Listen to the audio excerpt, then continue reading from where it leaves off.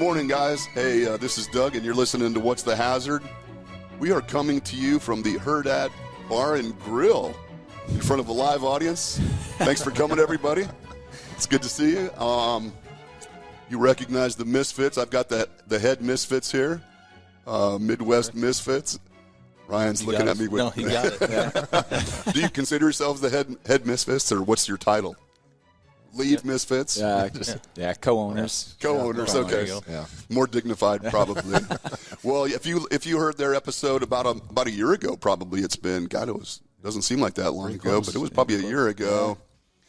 We were introduced to the Midwest Misfits.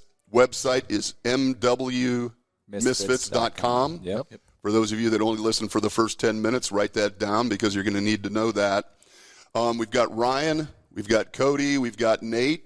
They are the owners of the Midwest Misfits, technical rescue specialists.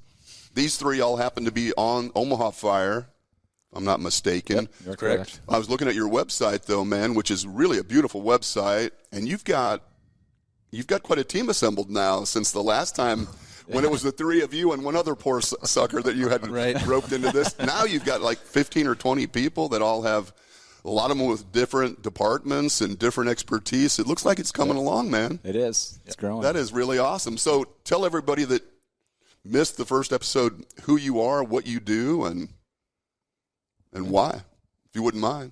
Who's up? Nate's up. Nate's up. I'll go. We can just alternate words if it's there you go. Yeah. That's the hard part with all three of us. Who's talking? No, Nate, go ahead, man. Basically, like the first time you brought us on our podcast, we started out as a training company. We were looking at just training fire departments. We all have our specialties. We all are trained in everything, but each one of us has our own particular thing we're really good at. And as we got into that and your podcast, we kind of got into the industry side, training their teams if they have them, or developing teams, or maybe checking that box that they need that training. We kind of discovered that that's a bigger industry that's not really covered in this area. So we spun into that, and getting into that, some of the companies are realizing that maybe the people they have available aren't trained up to what the level they probably should be. So they started bringing us in for some rescue standbys, and now we cover rescue standbys, training your own team if you have it, and fire department training. So anything that's kind of special operations type excellent stuff, we cover it. So give me a list of what that might include. What kind of things would that entail? What kind of areas? High angle rope rescue, trench rescue, confined space rescue, water, safety, swift water, dive. Boat operators. Yeah. I mean, it's a lot. That is a big, all types of technical rescue. Yep. Yes. Okay. But from an industrial standpoint, from my perspective, the things that are particularly interesting are the confined space entry rescue, both the training of the in-house teams and the standby function that you guys are now performing, which I think is really important. As we mentioned, there's nobody around here doing that. I mean, if you were bringing in a rescue team before, you were bringing them from Minneapolis or Kansas City or something. Yeah, Florida. Yeah, I mean, Utah. There was just no one here that was doing that. And as we mentioned, scheduling is so difficult because you've got these highly trained guys sitting in hotel rooms waiting for your job to take place. And so having a team locally is really a gift for us here in the Omaha area and surrounding areas. Yeah. That's a big deal.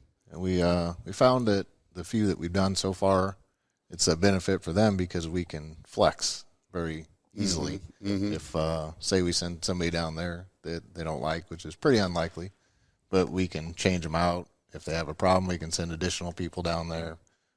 We're available close by. We help pre-plan. We'll go through all your confined space permits. We'll make sure you have all your ducks in a row before we even show up on scene. Mm-hmm. So we've all traveled. All of us have went on people's work sites, been in their factories, their anywhere they got to go. We know exactly their hazards, and we kind of have it pre-planned before we even show up on site of what we're going to do, what our plan is, and it's all laid out before we even start. Yeah. How prepared are you finding people when you're going into their facilities? Not at all. Not at all, right? I mean, truth. No. And Nate's back to the flexibility thing. I think Nate we saw firsthand with the last standby we did with the moving it, because a job never goes as planned, right? You don't go, we're starting on here and we're ending here. It never goes that way. So, but if you fly a team in, you better be here to here. Mm-hmm. So, like, as we saw the flexibility of, hey, we're gonna have to start a day early or a day late. Well, cool. We're only a couple hours down the road. We can make that work for you. Huge deal. So it's a pretty big deal to be able to move that flexibility for these industries. No doubt. And so, what kind of a territory? I mean, you guys are willing to travel. Yeah, we'll go anywhere. Anywhere. But certainly having a home base here in Omaha, the majority of your folks are probably located here or close to here. Yeah. So you've got a pretty wide radius that you can cover within a few hours, truthfully. Yep. A pretty big industrial sector for us, probably from Kansas City, Omaha, Des Moines, those surrounding areas. Anything within that radius is pretty easy for you guys to access. So that's Absolutely. a pretty large group of companies. And so we talked about confined space entry training, which is grossly deficient in every organization I've been in, and I've been in hundreds, and a lot of them have confined space entry programs and teams, and they claim to have a rescue plan, but they almost never do. Yeah. Certainly when they're pressed on it, they have no idea how they're really going to get somebody out of there. Their rescue plan is 911. Yeah, that's it, isn't it? That's too late. That's too late. Talk about that. Yeah, we were talking about that beforehand, and this is spelled out really nicely on the website, but by the time I realize something's going wrong in my confined space, what are we talking about? Yeah, so that's one of the biggest things is time when it comes to confined space. So you look at it from reaction time, realizing you actually have a problem, to contact time for 911, to 911, the fire department's response, depending where you are, how long it takes them to get there. Then the fire department has to do their own evaluation of the incident, fill out their own permit, everything, meter, set up communication systems, set up supplied air systems, all of that. And by the time you're actually making entry, it's looking at 45 minutes to an hour. Mm-hmm. Too late. Yeah. Typically. Yeah. Too late. Unless it's a broken bone or something, but if it's an issue with some type of atmospheric problem or even a heart attack or something, it's too late, right? Yeah. I think that's one of the biggest misconceptions is everyone thinks they're going to call 911 and they're going to be there in 5 minutes. And just jump yank right them in. out. Yep. Yep. That's try to explain it to them is if that special operations rig is on a different call, your hour turning into hour and a half, 2 hours. Yeah, you're waiting for somebody else to come. Yeah. And this is Omaha. You're going to get a quicker response than if you're out, rural We talked Nebraska. about Blair or Yeah. even, any of those. Rural areas. Yep. Yeah, if you're in a confined space out in Utan, you're screwed, man, if you call it 911 without some preparation. And I shouldn't mention company names or anything, but I know you've been doing some work with a friend of mine over at a local facility off 72nd Street. Oh, He talks about you guys all the time. We were just there the other day. He is a actually. character, man. Yeah. Oh, my gosh. Yeah, but again, they have some interesting confined space challenges. It is so unusual to have the vertical entry through the manhole, straight down. You're not going side to side, and I can just crank you out with a. Those are about 1 in 100. Yep. Mm-hmm. A typical confined space entry doesn't look anything like that, and you've got guys climbing through stuff, and they're coming in from different positions. So, like in the grain industry, in the other industrial settings that I work in, they almost never look like that. Yeah. That's what the training always looks like on the video that you get. They set up the tripod and they crank them out and everything works great. Yep. You're not banging the guy's head off of when you're trying to get him out. But it's never like that. Right. And so most companies are just totally unprepared if something were to go wrong. Yeah. There's an old saying that says everybody's got a plan until they're punched in the face. That's an old Mike Tyson quote. Yeah, so it's kind of that when you have that. You think you've checked the boxes and you've done your training, and your team might have got trained 2 years ago before, and they may have never made an entry. They may have never had to put together a plan for a specialized rescue. They've just went through the class. Well, then when you have that emergency and it's your friend that's in there, that changes the gears and you stress out. Yeah, the whole dynamic changes. Yeah, and they're supposed to be, if you look at the regulation, the 1910-146 for general industry, they're supposed to be practicing this annually. and they're supposed to be evaluating their capabilities. If they don't have the capability, if they intend to do this internally, then they are supposed to be training and equipping their people appropriately. Well, how do they know what equipment or PPE is going to be necessary? How to train somebody to do these extractions if necessary without having professional involvement in that. And if they're using a third party, if they're calling somebody other than you guys, you have to somehow pre-qualify them to make sure that they're capable and do these annual drills. Man, I just don't see that happening. Yeah. So I think we need to pick up this game a little bit. Yeah. Sure. The other side of that, trench rescue, another huge deal. I mean, when I was with OSHA, we had at least 2 or 3 guys die in trenches every year, and they were always ill-equipped to do rescue. What's trench rescue like from your perspective?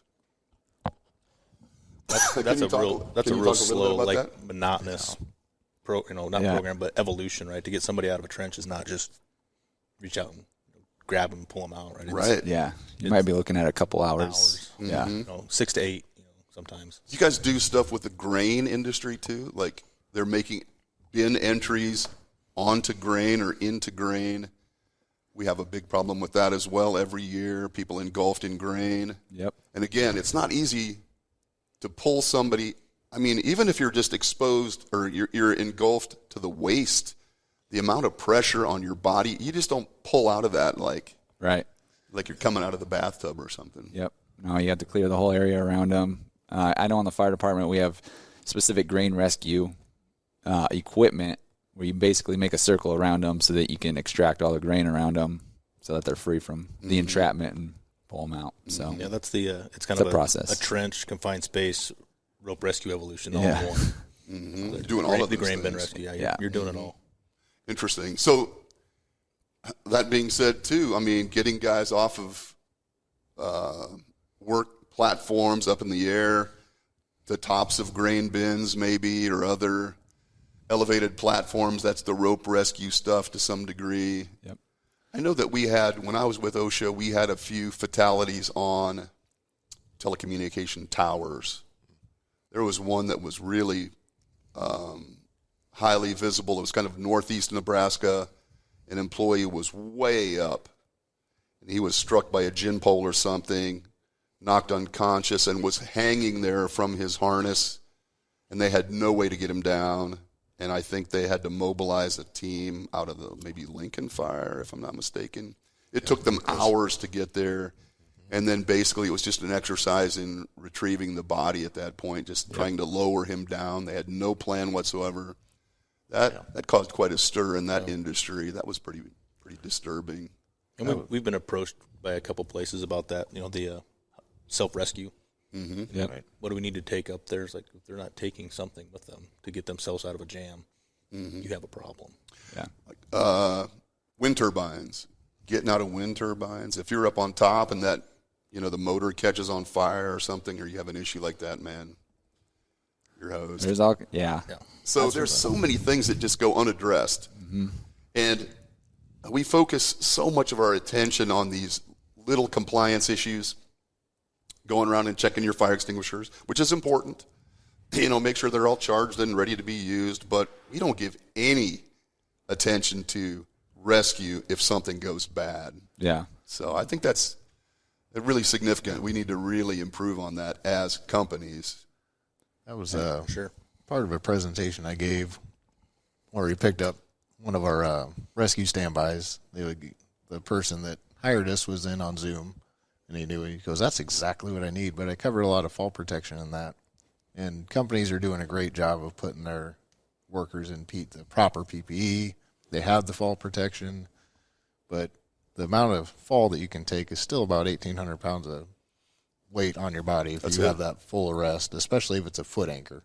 If you're anchored down at your feet and you fall, that just increases it more, and that does some damage. Mm-hmm. And the fact that you can get compression syndrome or in your harness in about as short as 15, 20 minutes. Yeah. Especially if you're unconscious. And that kind of fall is probably going to make you unconscious. So they have the leg straps that you can hang on there, some of their self-rescue stuff, but that doesn't do you any good if you're unconscious. Mm-hmm. So it seems like the miss is what do you do after they fall. So, yeah, you got them there. They didn't hit the ground. But if you don't get them off that harness and out of that suspension trauma, you're still going to have a serious injury or fatality. Yeah, that's a good point, man. When I was thinking that rope rescue, I'm thinking of you putting somebody in like one of those little gurney type whatever. Stokes basket. Yes, and you're dropping them down. But that's something that happens every day. I mean, we've got iron workers that are walking steel and they're tied off their feet on a beamer or something. If they take a fall, they may or may not. Maybe they have a basket that they can reach them with, but in a lot of cases they probably don't. So that's probably something that isn't thoroughly considered either, truthfully. Now, if you can have a team on standby, or if you have your own trained team, whatever it may be, you can have somebody, if they're already in a harness, that's an easy retrieval for us. If you have the right equipment and the right people there to do it. But if you don't, then they're just going to hang there until you get them there, and that's quite the delay back to what Cody was talking about earlier. That lapse time, an hour, is way too long for somebody to sit in a harness and just hang there.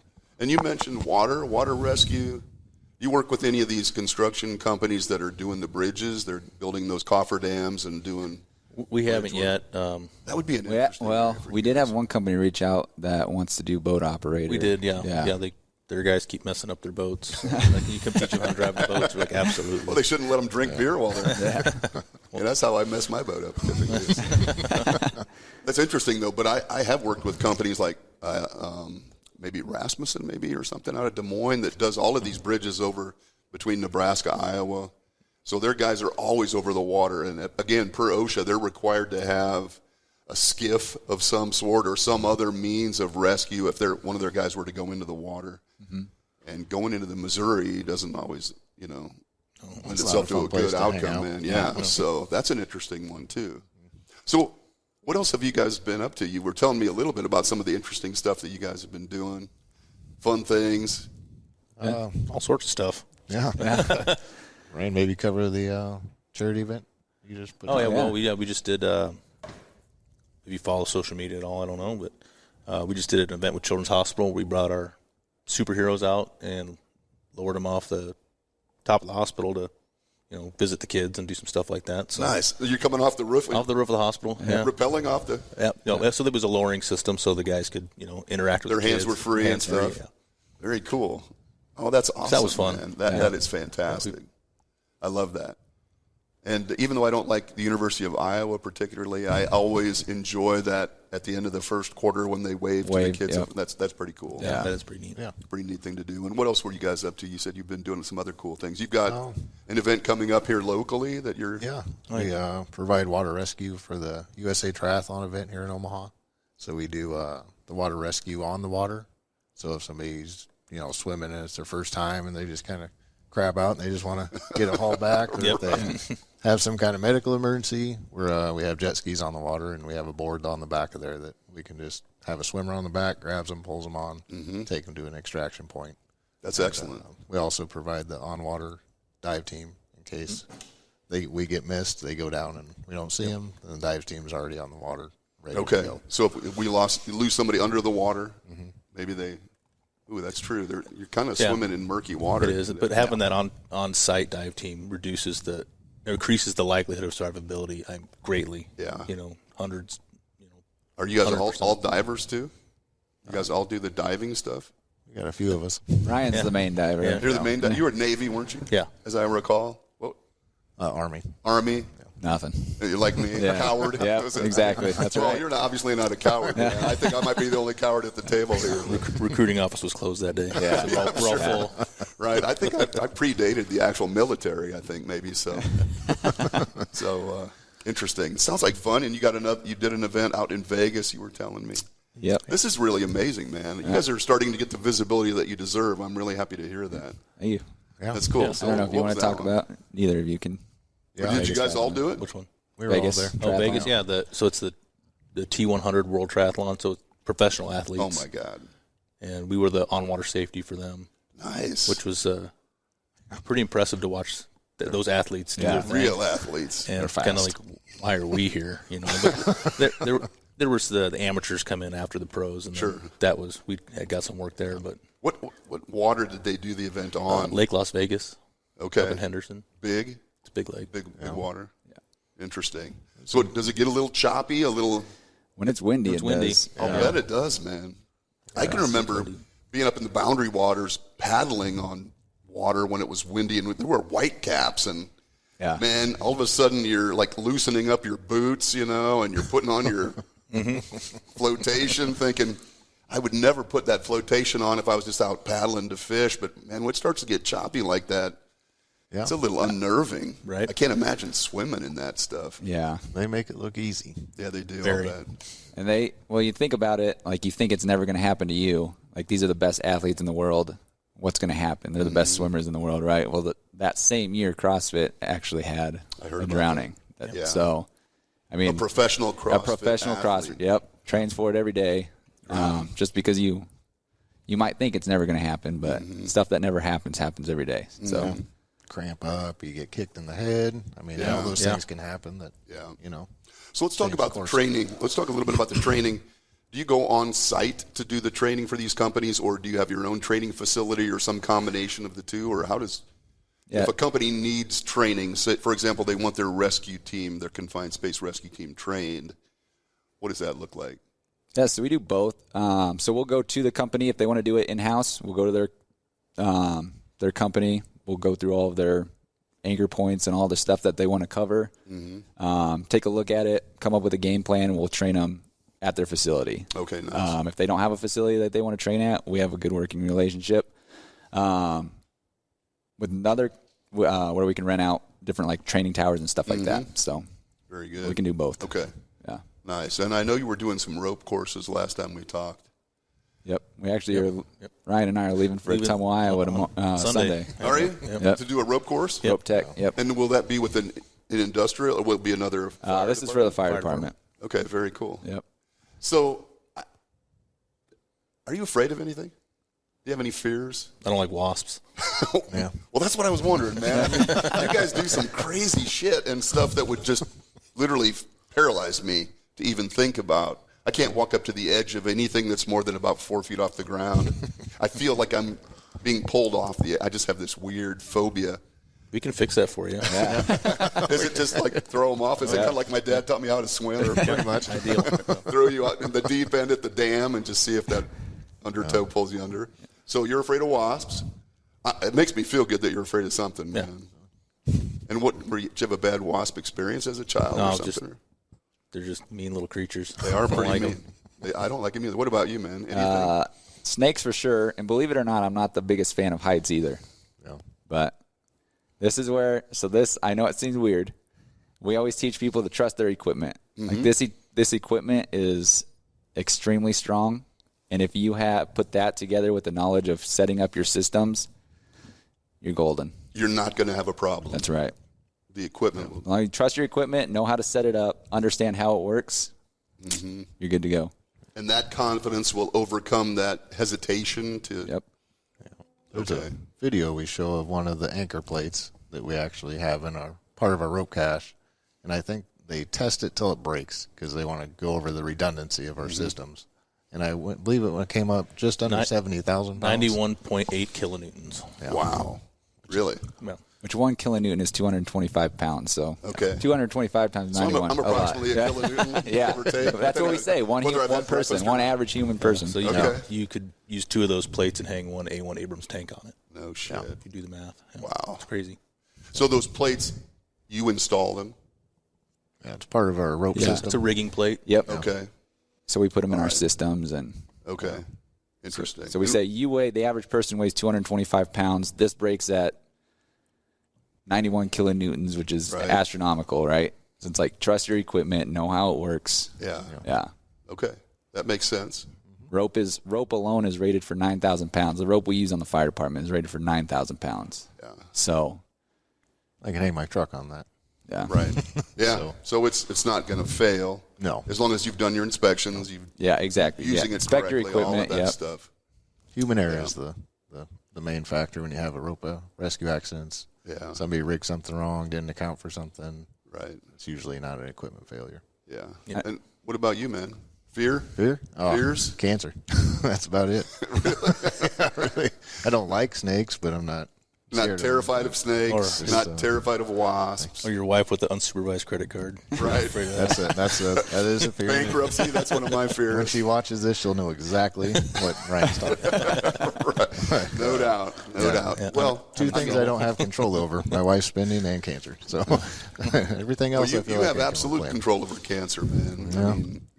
If you are, your VO2 max is pretty good. Dr. Peter Attia, I don't know if you listen to Peter Attia, he says that when you look at the negative influencers, things like smoking or, behavioral influencers, the amount of impact that they have on the likelihood of all-cause mortality, let alone cancer or something like that, is less than the positive impact of having a high VO2 max.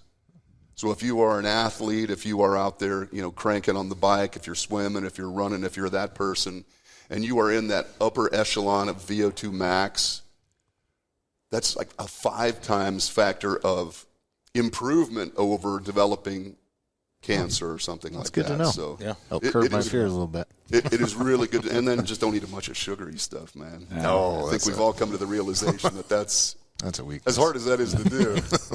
Yeah, don't take my word for it. It's very good. So what else is going on? Got a bunch of guys and gals on the team? Yep, sure do. So we basically went around all the local fire departments and picked out the cream of the crop at each one. Nice. So, Good group of guys. yeah. Fantastic. We got to get them busy. Yeah. Oh, Get 'em- they're They're getting there. Yeah. Are they? Yeah. Yeah, it's getting there. Fantastic. You can always use more. Yeah. Well, yeah, I guess so. Yeah. But June sounds like it's going to be a busy month. June's pretty booked. Yeah, That's fantastic, man. Yeah, pretty much starting Sunday. Yeah. Sunday. You guys get through on the road. Goes until Yep. till the the end end. of the month. And so are you filling your time when you're not on shift? Your time is booked when you're off shift doing Misfit work? For the most part. I would. Most Yeah. part. I mean, there's always that behind the scenes work, right? No one sees the, Yeah. the phone calls, the web design, the Oh, yeah. Social applications, media. All Yeah. of Yeah. Exactly. There's a lot of that. I don't think I get credit for that either, man. When my wife was like, "What are you doing today?" and I don't have an appointment, she automatically assumes that I can meet the guy that's coming to fix the washing machine or something. right. You know? It's like, man, there is a lot behind the scenes that goes into running any semblance of a business. I usually sneak away from home so my wife just doesn't see me. The honey-do list. Are you guys able to? I've got an emergency call. I've got to. I mean, do you have to be on duty to get called, or if there was something, I guess, large enough or that consequential, they might pull people in that were off shift, perhaps. But otherwise, you're an on shift. Yeah. On shift. Okay. We do. All of us are part of the USAR team, so that's something that springs up across the country. That's something we have to kind of account for, especially as you get into hurricane season. It's there's a chance of a deployment. Okay. So we have to kind of be careful of where we book things and who's available and things like that, because we're all at the kind of a whim. If that comes up, you go.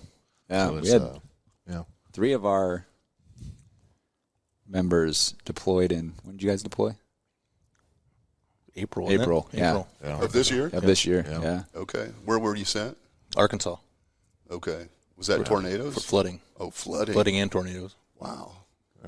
So that's something we do that is kind of on a whim. Is that volunteer? Are you guys, do you volunteer to participate in those? Yes and no. Yes and no. Yeah, I was going to say. So no? There's some volunteer stuff you have to do, Yeah. Like you don't get paid for your training. You come down. I mean, it's really good training, so it's worth your having. time. Absolutely. But when you get activated, you get paid while you're on duty. Okay. You're activated. Very good. And is that, it's outside the fire department? Correct. So it is a team that is orchestrated Federal. by the federal government? Mm-hmm. Is it like a FEMA thing? Yep. Or is it? Okay. Yep. Okay. Very good. I worked with a bunch of those folks. I was on the OSHA response team, the national response team. There were like 1 or 2 volunteers from each area office. And so, we would deploy to things like that after the Trade Center attacks or after Katrina. I got to go to Katrina for a month or so right after that, and it was kind of really interesting stuff. I just actually watched guys like you do work, Right. as I typically do. But I was assigned to a FEMA task force, so cool. my job was to make sure that the smart people didn't kill themselves when they were going into some of the disturbed areas. You know? Yeah. So we would kind of do that, and we were trying to bring some hospitals back online and stuff. And the engineers, were kind of these guys. So I'm just like, hey, watch out for the hole. Hey, don't touch the live wire. That was kind of my job, and as they were trying to, so nothing very special, but very much needed. So that keeps us from working. Right. So. Yeah, exactly. Yeah, we don't want to keep you guys too busy, other than this stuff. So, from the standpoint of my industrial clients that are the ones that are listening to this. Confined space entry, rescue. Well, you can do the confined space assessments as well, right? I mean, when you can help them put their programs together, identify risk and hazards, do that hazard assessment with them, so that they're not missing anything. Yes. And then work with rescue teams, do their training internally, or you can. The standby thing, I love, man. I think that's a really big deal. We really enjoy it. It was kind of a surprise when we got into it. It just kind of happened, and then it came up, and we're like, well, we got this equipment. We can do it. So then we bought a trailer. We put the trailer, and the trailer is ever evolving with more equipment and more things to do. It works. The standby stuff is nice, and I think what the couple places we've done it for, what really impresses them is we set everything up, and it's as soon as they make entry into their confined space, tripod goes up, ropes are ready, so there's not. There's not 3 jagaloons sitting over here in a trailer playing cards with all their equipment in piles, right? Yeah, holler at us if you need something. We get everything set up and it's ready to go. And then, hey, now if you guys want to sit and hang out, and all you got to do is stand up, walk over, hook in, go in. Yeah. You're 30 seconds to a minute. Yeah. So that's kind of the big thing with us is everything. We're overly prepared, right? We don't want anything to happen, but if it does, we don't want to, hey, we got to drive the trailer over here to get all our stuff up. Right. Let's just set our stuff up and go. Yeah, to go along with that, I think it was Dwight Eisenhower that said plans are of little importance, but planning is essential. So it's kind of nice because no emergency is created the same, right? So it's kind of nice handing that over to an actual rescue team to do all of the planning for you, have all the systems set up for you so that you can just worry about going in, doing your work, and you have that confidence that someone else is and I think helping you out. When we talked to the first one we did, we had everything set up, and I don't want to name drop. No. But, he said that his people felt really safe. No kidding. Because before they went in, they noticed that there was 3 guys with a tripod and harnesses standing there. Who looked competent as opposed to the guys they had internally who so were playing cards in the trailer. Right. Yeah. So it gives them a warm fuzzy that, if something happens to me, these dudes are ready to go. Absolutely. Now. Well, I know, I think we may be talking about the same company, but I know after you had completed that for them, he was so complimentary, man. He really, if I'm talking about the same guy, really appreciative of what you had done. So, I think that's kind of what we're shooting for. Yeah. Oh, no doubt. No doubt. And I think game plan. We talked about the website, MWMisfits.com. Yep. I think if you just go check that out, first of all, you'll see all of these services. Very well done website. I liked it very much. Very explanatory. A lot of great information, and a lot of things that we're pretty deficient in industrially. My industrial clients and my construction clients are probably lacking in that they could really beef up. So, I think it would be worth the phone call. Bring you in just for a consultation. Get you into the facility. That's something that I've talked with our buddy Chris. Yeah. Just get them in the facility so they can see what you're up against and how they can help you. I think that's probably step number 1 oftentimes.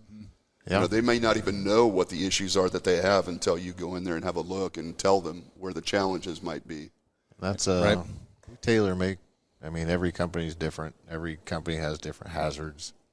We come in, and between the 3 of us, whichever ones make it there to do it, we've seen this stuff before, so we can make a plan specific to the company. Like the first gentleman we talked about, that was a pretty big hazard. So they had several things going on. It was a more technical rescue than the second one we did. And so we had 4 people there. Obviously, the cost goes along with that. But the second one we did, went toured the facility, wasn't as much of a hazard. Still had hazards, but it was an easier rescue for us. So we dropped down to 2. Taylor made it for their company. We still felt comfortable we could perform the rescue in a timely manner, which is 2. So we built it off the company. And for for sure. It's fun to go into these companies and kind of see what their industry is. Mm-hmm. I kind of compare it to dirty jobs a little bit. You come in, you get to see the ins and outs of what they're actually doing. You're like, Absolutely. wow, this is pretty cool. It's very cool. Yeah, very cool. I love it. Well, What do you got? I got nothing. What do you got? You want to tell me a story? I don't have any good ones. No. Can't tell any stories. You probably can't share a lot of the stuff that you're doing while you're on duty necessarily. Yeah, on duty. What would any unique or interesting rescues that you can talk about, or anything like crazy that you've had to do? Did you have to get a cat out of a tree? Nothing. Done that one time. Is that during training or is that while at work? One time. Did you? Yep. Honestly, my say God. I've never done that. Well, you've been on the department longer than these guys. Or? We're in the same class. We came on the same time. Oh, you did? Yep. Okay. And you're the young guy. You're the youngster. Yep. All right. And you've never had to do the cat out of the tree? No. I figure. I always tell people, have you ever seen a dead cat in a tree? It'll eventually come out. They get out somehow. It's coming out. That's exactly right. All right, fellas. Well, man, it's always a pleasure to see you. I'm glad things are going well. Yep. You're starting to gain some momentum, and hopefully we'll get some more visibility and hopefully more of my clients. Yeah. I don't want any of my clients having issues, whether that be regulatory issues with the agency or some type of issue with some of their personnel. So I think they all need to get you guys in, do that assessment, develop some programs and some strategies, particularly when it comes to the confined space and trench and the high elevation stuff, things like that. So tell them, check us out, give us a call or email. I mean, the one thing we're really good at is making it so everybody's happy, right? A program that you like, we like, and then price it accordingly. Right? You're happy with it, we're happy with it. Cool. Yeah. Let's go forward. Right. Love it. That's exactly how it should be done. Yeah. This is Nate, Cody, Ryan. They are the Midwest Misfits, or at least the head Misfits, as we've already established. Check out the website, give them a call, and get them started, because you will not be sorry, and you will be in such better shape if you get these guys on board with your team. So I appreciate it, fellas. Thanks, Good Doug. to see you again. Appreciate it. Thank you. Thanks, everybody. Have a great weekend. Give them a call. I got two notes. Do not forget, we've got Bike with Mike coming up June 6th, the fundraiser over on the Wabash Trace. You guys look like you could ride bikes probably. Yeah. Sure. Really good event. Some mental health resources, fundraiser for some friends of my brother and sister-in-law. Great people, fun event. Ride the Wabash down to the taco place. Oh, yeah. What the hell's it called? You know what I'm talking I don't know about? what the taco place is. I just know the taco ride. It's the taco ride, man. You ride down, you eat tacos, drink a bunch of margaritas, then ride back 10 miles. I don't know who came up with that. We probably need a rescue team for that. Might need to consider that. And then we've got the 50-mile march coming up as well, which is the fundraiser for veterans with mental health issues, homelessness, those kind of things. So that's coming up pretty soon as well. They usually wait till the hottest day of the summer to do that one. I think it's in August, if not maybe July or August. So look out for those. Get signed up. Donate some money. Let's make a difference. So have a great weekend, everybody, and we'll talk to you later.